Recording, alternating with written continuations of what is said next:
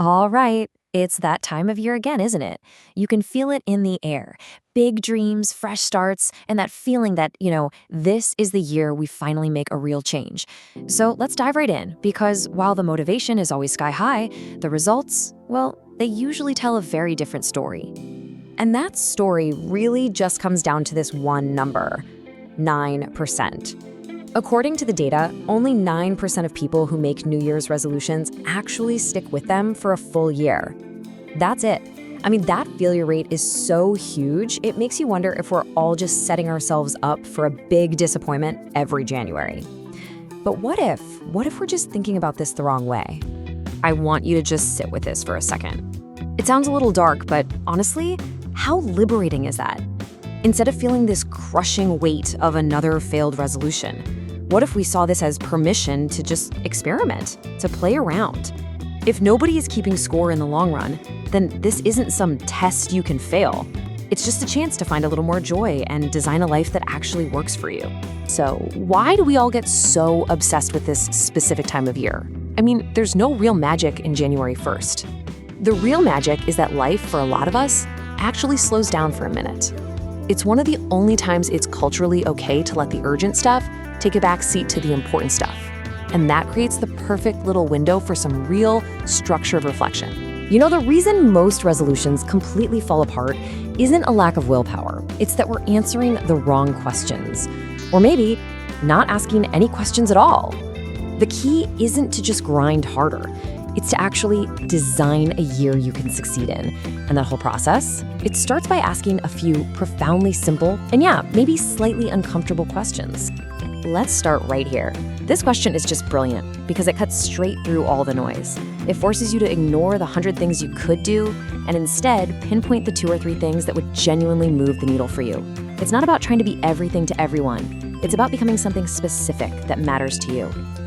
And this, right here, this is probably the single biggest reason our big plans fail.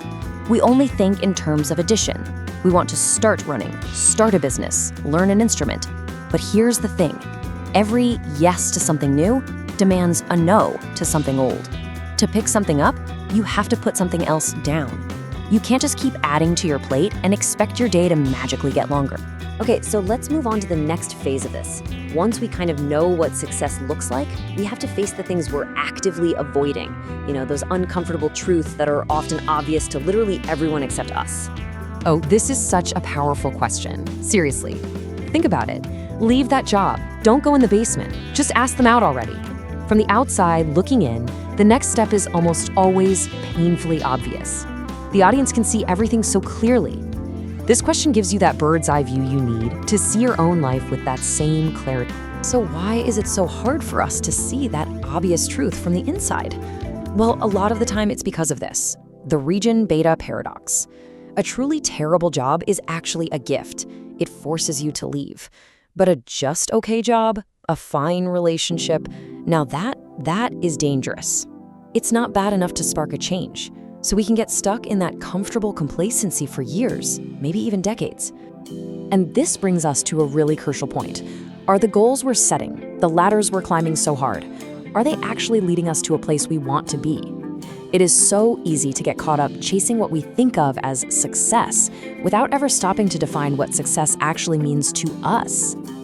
There's this great old parable about an American businessman who's on vacation in Mexico and he meets a local fisherman. The American sees all this untapped potential and immediately starts laying out this huge, ambitious plan for the fisherman. You could get bigger boats, catch way more fish, hire a bunch of people, build a factory, and create this massive global business. The fisherman, he just listens patiently to this whole grand plan. And after each step the American lays out, he just asks a simple question. And then what? Why would I do all that?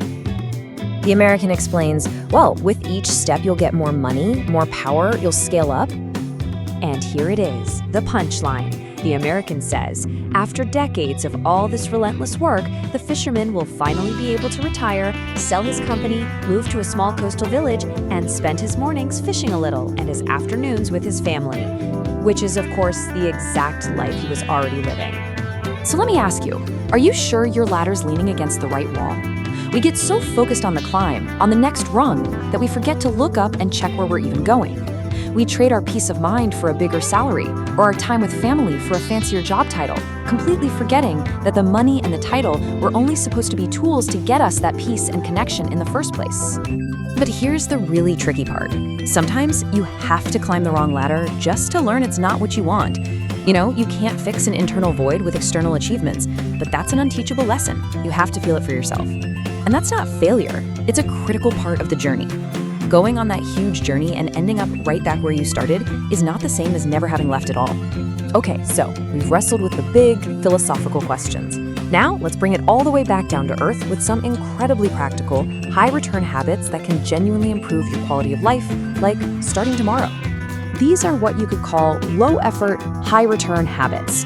They don't require you to totally overhaul your entire life, but they have this disproportionately huge positive impact on your day-to-day existence. They're like the foundational dominoes that just make everything else a little bit easier.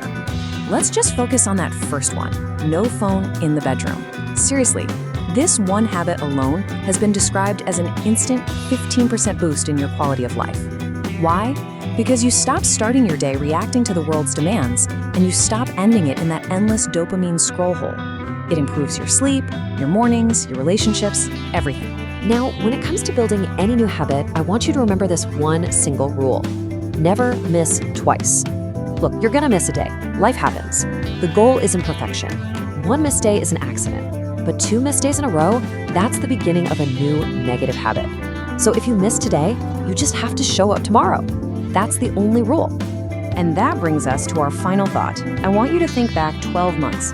Knowing everything you know now, what advice would you give to yourself back then? Maybe it's take a day off, or put your phone down, or stop worrying so much about that thing. Whatever that advice is, it's almost certainly the exact same advice you need to hear today.